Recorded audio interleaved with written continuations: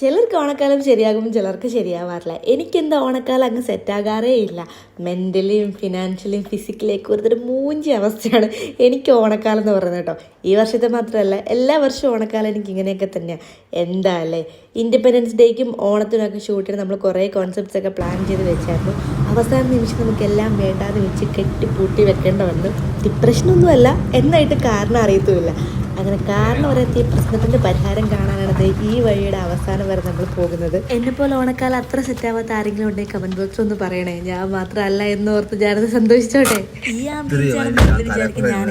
ഈ ആംബിയൻസ് കാണുമ്പോൾ ഒരു റിസോർട്ടാണ് അല്ലെങ്കിൽ ഒരു ആയുർവേദ സെന്റർ ആണ് തെറ്റിദ്ധരിക്കാൻ ചാൻസ് ഉണ്ട്. അല്ല, ഇതൊരു വീടാണ്. കോട്ടയത്ത് ലൊക്കേറ്റ് ചെയ്യുന്നൊരു വീടാണ് കേട്ടോ. ഇത് വീടൊക്കെ പണിയുമ്പോൾ ഇതുപോലെ പണിയണം. കിടിലൻ ആംബിയൻസ്. ഈ വീടിന്റെ ആകെ കണ്ടാൽ തന്നെ ഭയങ്കര വേണ്ട. ഞാൻ ഡയലോഗ് അടിക്കുന്നില്ല, കാണിച്ചു തരാം. ചൈൻസ് മ്യൂസിക്.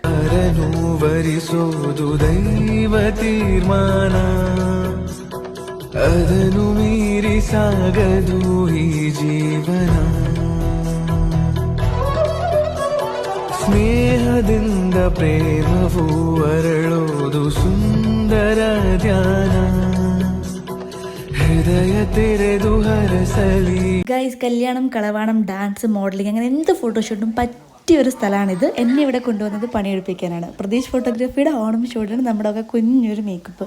ഒന്നും അങ്ങോട്ട് ശരിയാകുന്നില്ല എന്നും പറഞ്ഞ് മടി പിടിച്ച് അകത്തിരുന്ന പ്രശ്നങ്ങളൊന്നും തീരാൻ പോകുന്നില്ല എന്നതാണ് പ്രതീക്ഷയുടെ ഒരു തിയറി. അതും ശരിയാണ്. എല്ലാം നന്നാകുന്നവരെ കാത്തിരുന്ന ഒന്നും ചെയ്യാൻ സമയം ഉണ്ടാവത്തില്ല.